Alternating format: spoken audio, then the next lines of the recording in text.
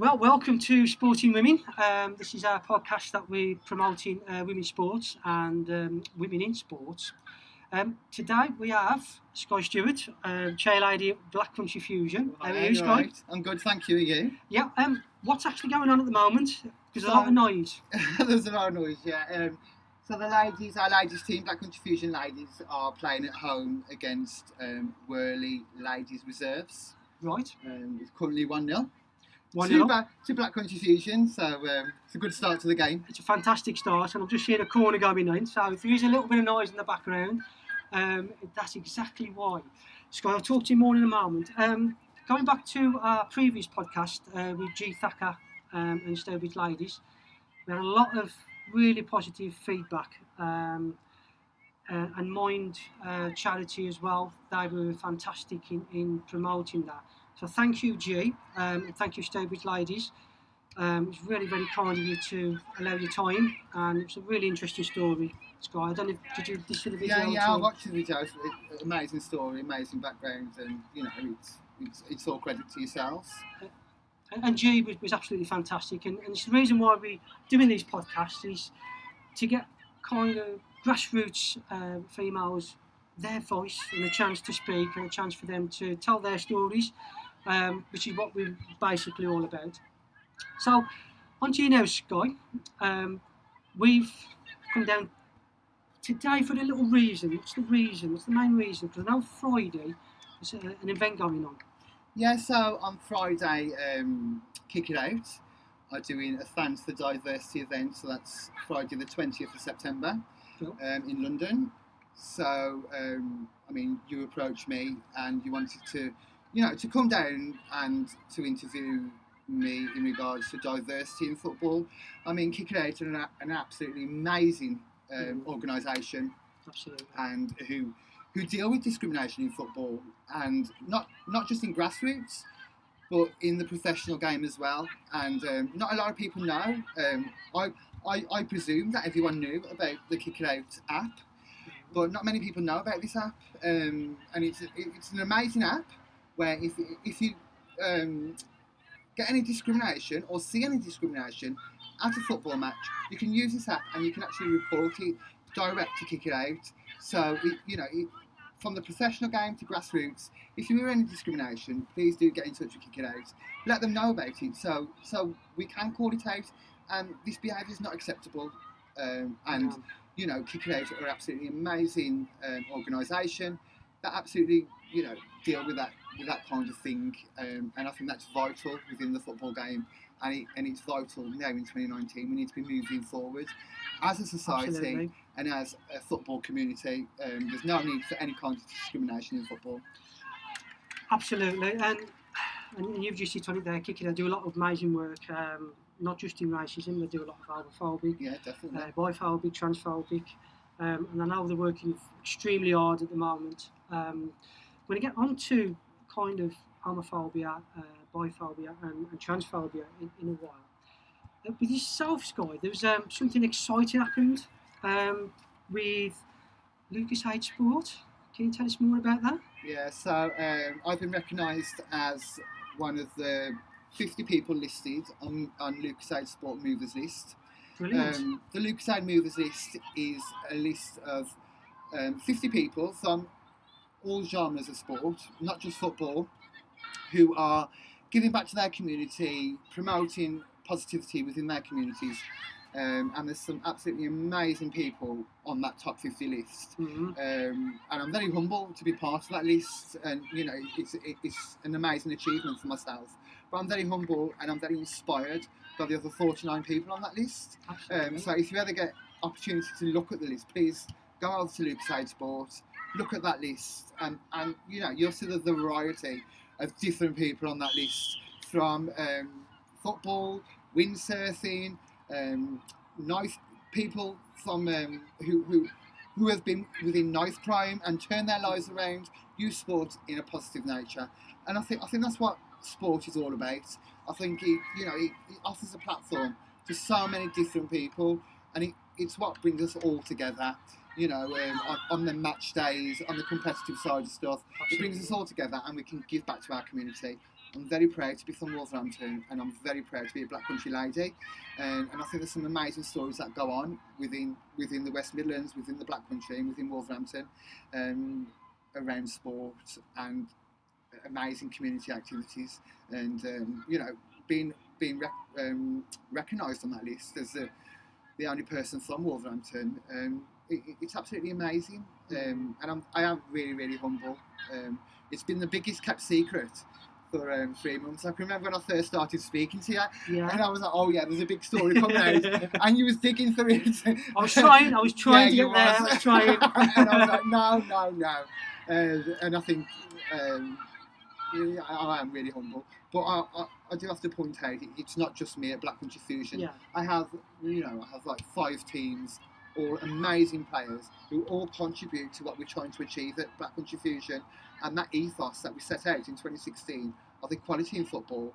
That's what we're all fighting for. It's not just me.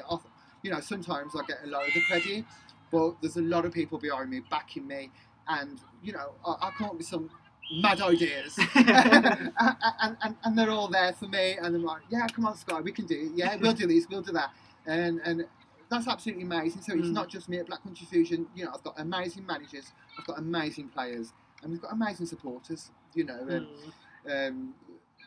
of the wives, bring the kids down, and that's what we want at Black Country Fusion. We want family orientated football, and we want a family. And it's not just a family on the pitch, it's a family off the pitch as well, where we're all there for each other and we all support each other. That's usually the word there, family. And looking around there now, kind of the players beforehand, they do look like a family. They do feel like looking out for each other. Yeah. Obviously, that's on the pitch. Off the pitch, they do exactly the same. They kind of look after each other. But it was an interesting kind of concept, talking to you before, that this is still a very new team, isn't it, this ladies team? How long have you been kind of Black Country Fusion ladies? So this is our first season as Black Country Fusion ladies, and the ladies have, are doing amazing. They are a new team, they're still bonding, and they're still working together. But what you see on that pitch now is, people working there for each other, and then you see them off the pitch, they are a family off the pitch. Ladies football is, off the pitch, they are a family, and they'll get to England matches together, the England ladies matches together, they'll go out drinking together, and that's what it's all about. Football's not just about on the pitch.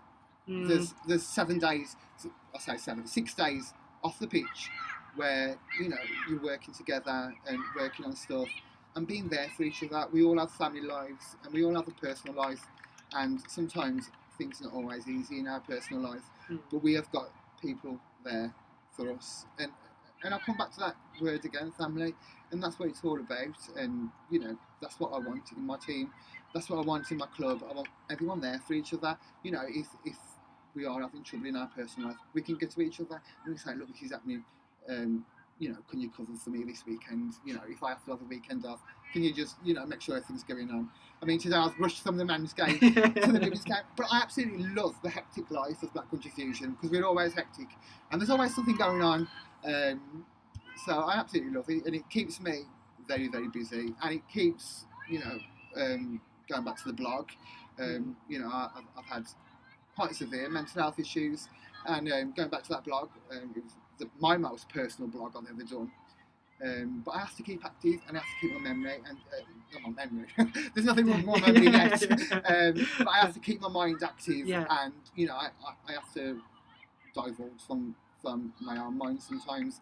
And football does that for me, and it keeps me happy, and I say this with no shame, it keeps me out of hospital, because in the past I have been taken to places of safety where I couldn't handle my mind, but football has absolutely changed that, and the past 3 years have kept me sane, to a certain degree, and it's absolutely amazing, and I absolutely love everyone that represents my team, and all the companies I work with. I work very closely with Just a Ball Game and Lindsay England, they do amazing work. They're mainly based up north, That's where Lindsay's based, and Lindsay does amazing work. Just a Ball Game, who the ladies are wearing their kit today. They're Just a Ball Game kit. Just a Ball Game is about equality in sport, equality in football, and think before you chant. Football stadiums are very intimidating places, and there is a lot of homophobia within the stadiums, and Just a Ball Game calls that out with their slogan, think before you chant, and they use a very another good slogan that I absolutely love. There's a fine line between banter and discrimination, and I'm a strong believer in banter is between friends. If you don't know someone, you can't banter with them, because that then becomes discrimination. Yeah. You know, and banter is between friends. It's getting to know a person, isn't it, before you Exactly, yeah. You know, and I love the banter as much as the next person. I absolutely love banter, and there's a lot of banter within our teams, and that's vital within a football team. That's vital that you have the banter. But there is that fine line, and people can't cross that. You spoke before, like obviously, about your mental health, and I know we did the blog, Yeah. which is on there. And like with your mental health, as you talked about, something actually stopped you getting into sport at a younger age, didn't it? Yeah, so I'm quite proud to be a transgender lady. Within my school environment, I didn't feel like I fitted in. I didn't know I was transgender at school, but when I look back on it, you know, not wanting to get changed in PE in front of other men. That kind of behaviour was like a flag mark. I didn't feel comfortable getting changed in front of other men, because I didn't feel like a man, and that mentality I was always. It's really hard to explain, and every transsexual, every transgender is very different, and everyone's journey is very unique. But when I speak, I only speak about my own journey. And throughout school, I just thought I was a gay man, and I thought that the other lads would mock me. But I had this body dysmorphia, and I wasn't comfortable with my body. I didn't know why I wasn't comfortable with my body. I hadn't explored that part of my psychological aspect of my life. I hadn't explored that, but I just didn't fit in that male environment, and I used to get my mum to write me letters. You can't do PE today because of this, that, and the other. And my mum just used to write to them. Bless her, she's yeah. But yeah, she used Just to hand them out. Just hand them out. Really. And outside of school, when everyone else was playing football I lived by a massive field. All the other lads were just playing football on the field, and I used to be there, but I just never used to play the football. And when I left school, I thought, I should have got into sport, and I just, pushed it away, because I didn't feel I'd be accepted within that predominantly male environment, and it was just really horrible to not be able to do what you wanted to do, and not be able to progress.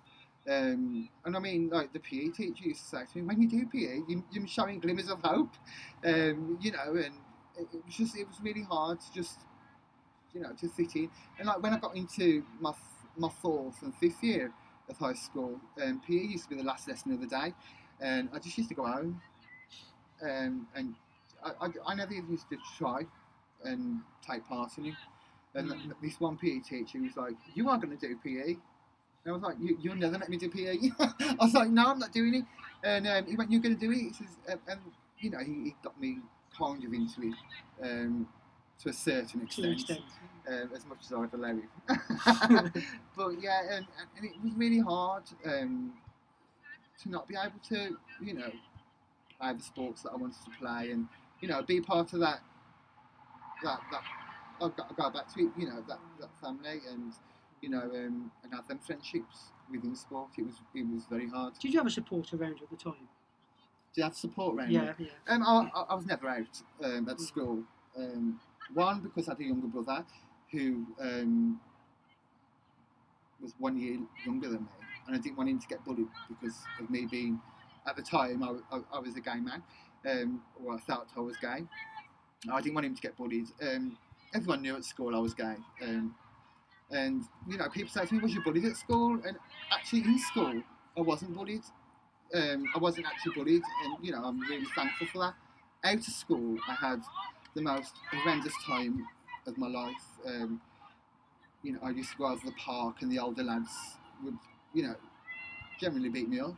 And I had a few instances where I was, forced to go on a roundabout and span that much that my eyes popped.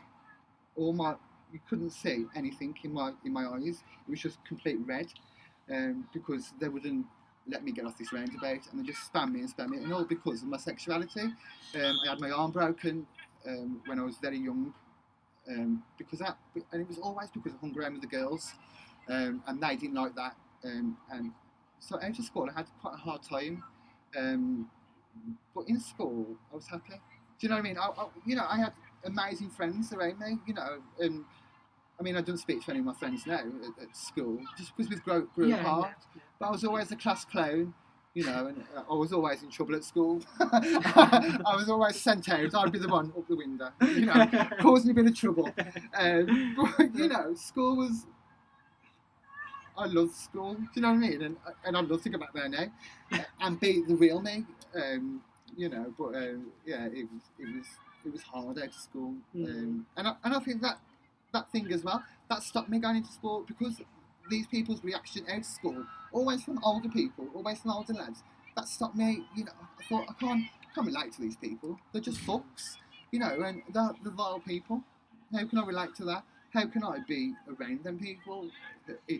And at the time, I didn't really know about ladies football or anything like that. Which is going back into 1997, 1998. That's when I was at school. I left school in 2000. But there wasn't really many girls that played football. Saying that, there was a couple of girls a year above me that played football, but it was very isolated. There was one or two, and I just didn't feel like I fitted into that environment. That's quite an interesting kind of background there, Skye. And from then, what got you into football? What stage got you into football?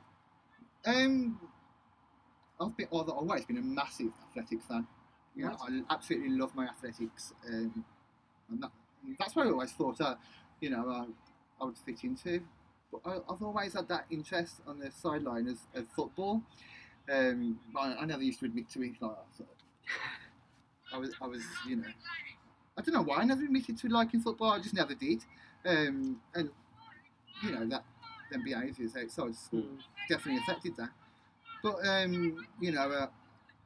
left school. I worked in mental health for a very long time, in secure units. So when you work in them environments, when you come out of them, like when you go home, the last thing I thought about was sport.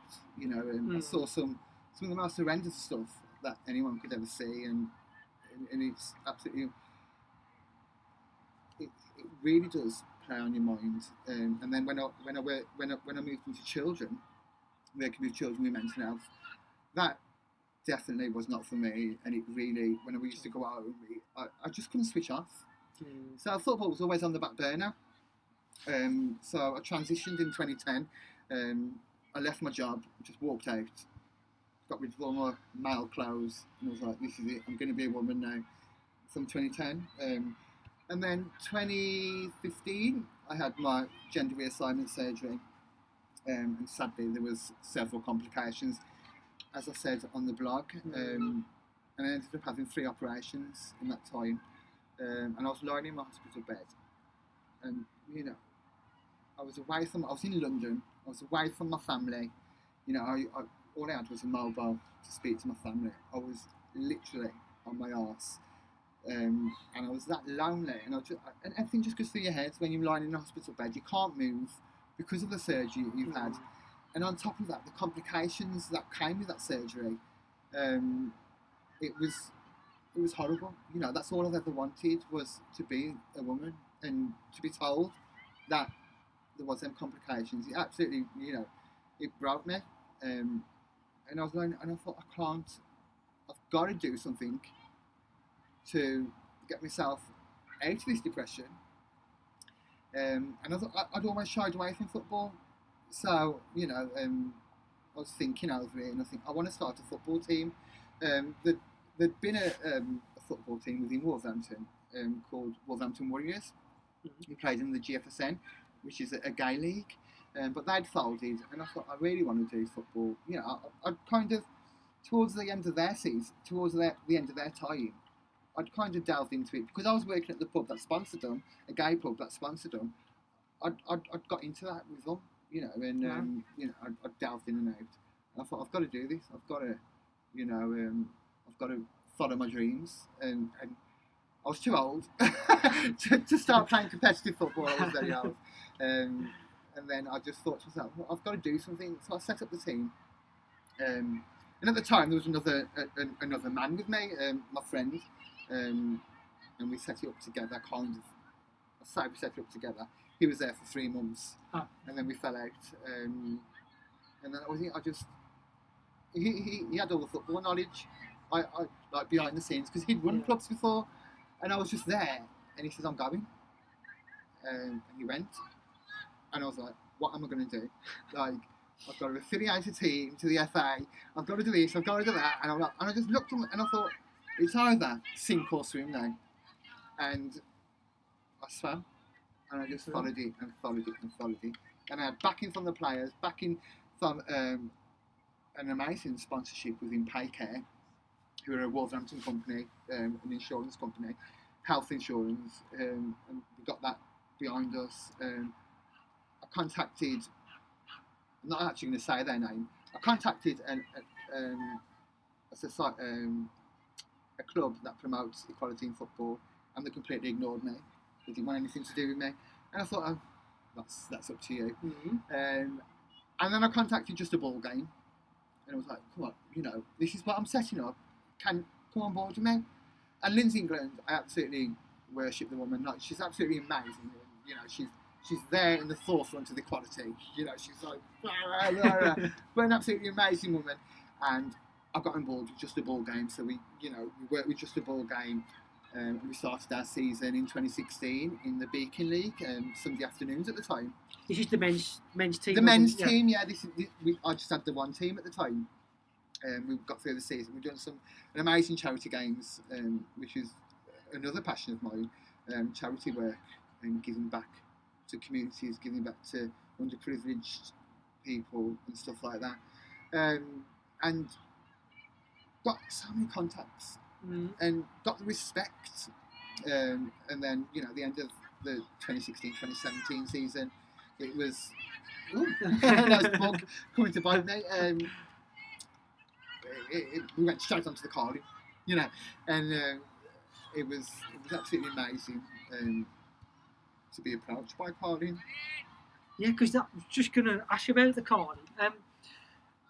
They approached you to do an advert, documentary. Yeah, advert and documentary. So I got a phone call. I get loads of phone calls, and most of the time nothing comes of them. So I had this phone call to say, we've read your story, we're really interested in your team. And I was like, oh, okay, yeah. And we want to come and meet you. I was like, yeah, okay then. They said the name of I think it was the entertainment agency, which was Somersuch. So I thought this was this new beer. I knew, they told me it was a beer. I thought it was this new beer that was coming out. I was like, yeah, we'll meet you. I thought, this woman is never going to turn up. She went, oh yeah, I'm on the train to you.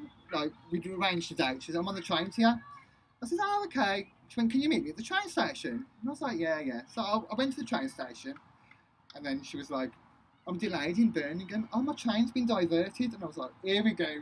I've gone to the train station. This woman's going to stand me up.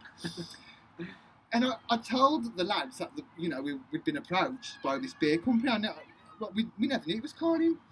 And so two of the lads was waiting at the pub to meet this lady as well. So I was meeting her at the train station and bringing her back to the pub. And I was like, oh, she's delayed. And I thought, here we go. And then she turned up and we got back to the pub. And on the way there, she was like, this is for Carling. I was like, oh my God. And, and then we got to the pub and my captain at the time, Johnny Chapman, we walked in and he went, oh, what beer company you want to do an advert for? And she was like, Carling. And he was like, oh my God. And then she went, we need to take some pictures. Well, there's only two lads there. So you had Johnny Chapman on the phone going, lads, we need to get to a football pitch. This woman from Carling wants to take pictures of us. So Johnny got all the players down there. And, you know, the casting lady absolutely loved us. And like, I think we spent like 2 or 3 hours with her. She was there taking loads of pictures, talking to us and doing everything else. And then we had another, it was a Skype thing. First of all, it was Skype with me, with the director of the advert. And then Skype with the players, with the director of the advert. Then it was Skype with the director of the documentary, because it was 2 different directors. And then there was like, we really love you, we want you in the Carling advert, and we absolutely love what you represent. Brilliant. And the rest is history, really. And you know, it's really important to point out that, you know, Carling are giving back to local communities through. My mind's gone blank. How can I forget? Through the... Oh my life, how can I forget this? Oh, don't worry, Carling, she'll remember it in a yeah, moment. well, it'll come back to me in a minute. Made local campaign. Hashtag made local campaign. So they're giving back to local communities. Brilliant. And not just football, not just sport, everything, you know. And if you saw the advert on the cinema, there's surfers on there. There's pigeon chasers. There's a rock band in Swansea. Wow. So very diverse kind of group of people. Very diverse group of people, and absolutely amazing what Carling's done through the Made Local campaign and promoting. You know, and they didn't want to go to big cities. Like they could have gone to London and had, you know, they didn't want to go to big cities. They wanted to represent the smaller towns, the smaller cities, and you know, Wolverhampton. Next to Wolverhampton, you think, oh, it's Birmingham. They'll pick a Birmingham team. You know, in Swansea, you'd think, oh, they'll pick a Cardiff. You know, Cardiff. So, you know, what Carling has done is represented, you know, not people that don't get a voice. Which is brilliant. Yeah, absolutely amazing. You know, absolutely, you know, we love working with Carling. How was the players' reactions after the advert? Oh, they absolutely loved it. Ah. You know, all that fame. Yeah. They loved it. And signing autographs and... Well, I won't get to that extreme, but yeah, it's absolutely amazing to be noticed when you go into a pub and you're sitting there after a football match and your advert comes on telly. How amazing is that? Do you know what I mean? Brilliant, yeah. And then the aftermath of it, when we did the beer mats as well. There's a couple of lads on the beer mats. So you know, it's absolutely amazing, and you know, we all love it. And we love working with Carling, you know. Yeah. You know, but when you think of these big companies, you think, oh, you do the advert, they won't bother with you again. But no, you know, in my personal email, the managing director of Carling is emailing me, and you know, really getting behind. And I'm not just making that up to make Carling look good. I genuinely have the managing director of Carling emailing me and saying, oh, we absolutely love working with you, Black Country Fusion. We absolutely love everything that you're about. And that's what you want as a sponsor. Definitely. You don't want a sponsor that's just going to put their name on your shirt. You want someone who really invests in what you're about and what your team's about. And Carling actually do that.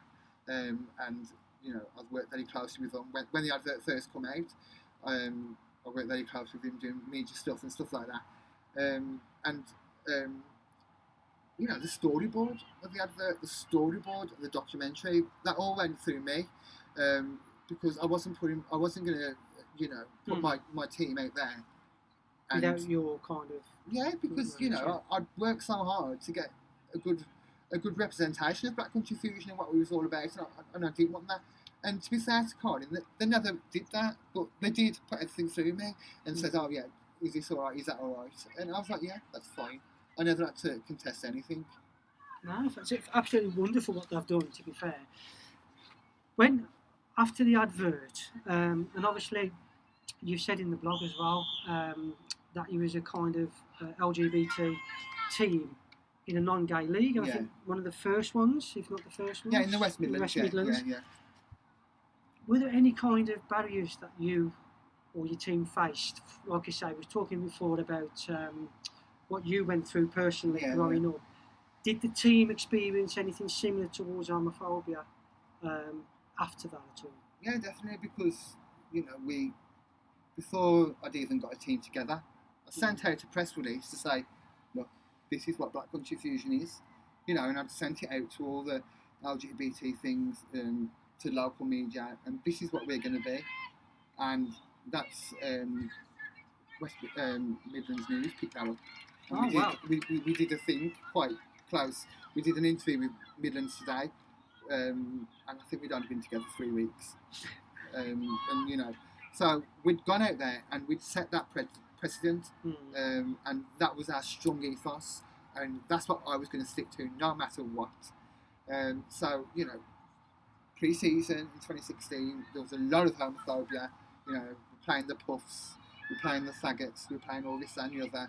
They've got a tranny as a chair lady, and you're faced with this barrage, and it's like you either you go through it head on, or you just fold. Yeah. And we decided that we were going to stick with her, and we was going to, whatever come at us, we was going to battle it, and we was going to carry on doing it in our pink shirts. Just to run, which is in the advert, yeah. Which what we had, in the 2016 and the first 2 seasons, and we was going to do that, and we was going to battle, and we had the Black Country emblem on our shirts, and it was gone into the Pride flag, the Pride colours. Right, yeah. So there was no hiding from it. This is what we was, and we're not going to back away from no one. We're going in there, and we said to people, that's it. Let our football do the talking. Let our football do the talking. What we do in our personal life is nothing to do with you on that football pitch. Very true. Do you know what I mean? You may not agree with what we represent. It's still unacceptable. It is. But not everyone's going to agree with your lifestyle. There's certain lifestyles that I don't agree with, but I don't go out there and bully people. I love people, absolutely love people. I can just speak to people because I love finding out about everything in life. When I'm in a taxi, if it's a different religion to myself, I love speaking to them and finding out about this stuff. And I love it. I love the diversity of England. It's about sharing beliefs, sharing cultures. Yeah, definitely. But that doesn't give you the right to bully me. No. I can sit in a taxi, and someone can say, I don't agree with people being gay. I don't agree with it. That's your opinion. That's your right to say, you don't agree with it in your lifestyle, but that doesn't give you the right to bully someone for it. The abuse is completely unacceptable. I do find that there's, in the women's game, there's a lot more kind of open gay footballers, especially at the top level, and through the Lionesses. Yeah. The men's, there's still that.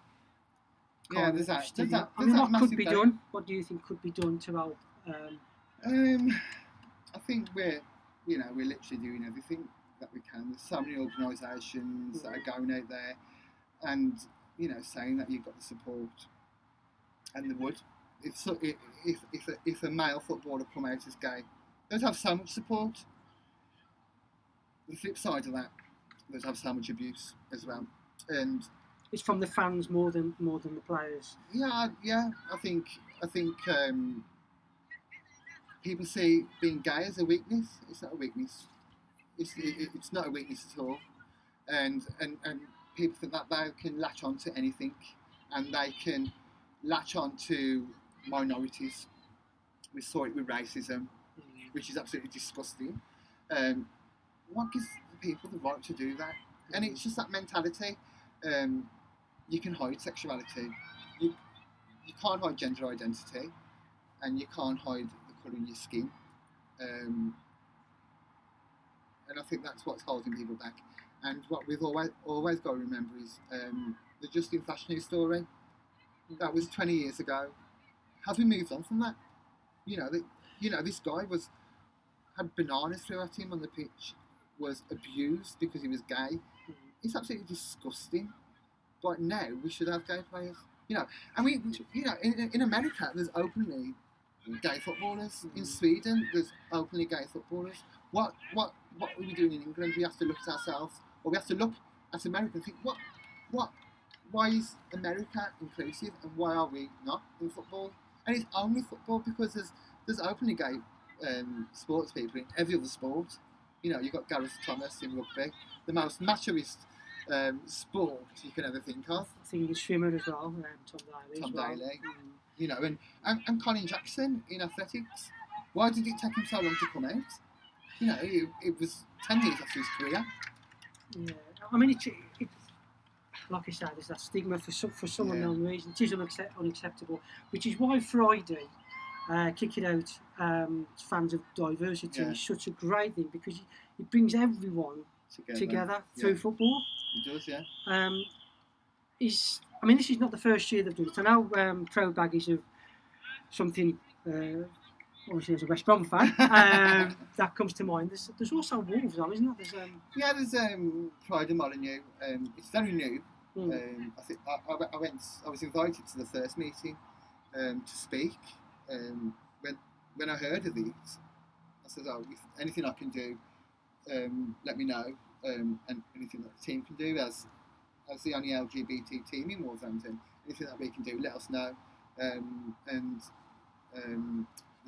the guy there says, just come and speak for us.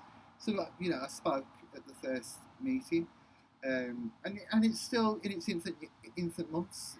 So they're exploring, and I think there's another meeting in the next month or so, where they're going to develop it further. Brilliant. What Proud Baggies have done is absolutely amazing. And we've got a good group of people there who are very passionate about equality in sport. Definitely. And there's so many other fan groups, now within the professional game. It's absolutely amazing. It's amazing that Kick Out's, celebrate all them fan groups. You've got I speak about Lindsay England a lot, and I'll mention her again. Lindsay England with the Bradford LGBT supporters group is one of the first fan groups in the country. You've got Proud Baggies, Aston Villa's got one. So nearly every professional team's got one, even Shrewsbury in Division 2. Oh, okay. They've got an LGBT supporters group. And, people say, why are you segregating LGBT? And it's not about segregating. What it's about is a football stadium, very intimidating when you're gay, when you're transgender, or if you're bisexual or anything like that. It's very intimidating. And when the person next to you is shouting homophobic remarks, stuff like that, you do feel scared, you do feel intimidated, and it's getting together with like-minded people, celebrating diversity, and just being able to talk. Everyone's life's different, isn't it? And everyone's lifestyle's different. You share your values, share your beliefs, share your culture. And I know the fan groups, they all go out drinking together. Say if Albion's playing, I don't know, Aston Villa, for instance, they'll go out and have a drink first, And it's not just about being gay. There's straight allies, heterosexual, and they're very important to the LGBT community. And, we say LGBT plus, and straight allies are in that plus because they are vital to the LGBT community as well. And I speak to so many people who are heterosexual but really want to champion LGBT equality, which is absolutely amazing. Brilliant. Unfortunately, we are running out of time, Skye. Just to let you know, you are winning 3-0. The ladies team are 3-0 up at the moment. Absolutely amazing. Just before we go, what are the future ambitions for yourself and Black Country Fusion? So Black Country Fusion is we just want to keep growing and growing and growing. Our motto, and I want to offer football with no barriers. So at the moment, we've got Black Country Fusion, the Sunday morning team. We've got Black Country Fusion ladies. We've got another 30s team which starts their first game next Sunday. Oh wow! Yeah, and my brother is actually managing them, so it's a bit of a family business. Keep it in the family. Yeah, that's it. And we've got another 35 male. We've got another 30s women, which is I six or seven sides, which that'll start in October. Their first league game will be in October, and we have got over 35 six-a-side team on a Monday night. We're going to keep growing. I'm very interested in growing the ladies' game. So at the minute I'm looking at Wildcats. I want to, I've got loads of nieces who's always saying, we want to play football, so I want to do something for them, and I want to grow them, and I don't want them to shy away from football like I did, and even if they're not the best footballers, it's about getting their personality out there, do you know what I mean, and if they can, not everyone wants to be in a school and they can't show their personality, but sometimes being with a group of girls gets their personality out. There's no boys there, and at that age they don't want to talk to the boys, and Wildcats is absolutely amazing, and I love working with Staffordshire FA, who have amazing ideas, and we got Grassroots Project of the Year from Staffordshire FA this year. But yeah, Staffordshire FA are really inventive of how they want to progress football and football participation, and that's what I want to do. I want this club to be massive. In a few years' time, I want to go into Saturdays, and I want my own ground. So there's a lot of exciting projects in place. Yeah. Skye, fantastic. Thank you so much for being part of the show. Thank you. Good luck for the second half and the rest of the season. Thank you. Thank you very much for coming in, Skye. Thank you. It's been a pleasure. Thank you, guys.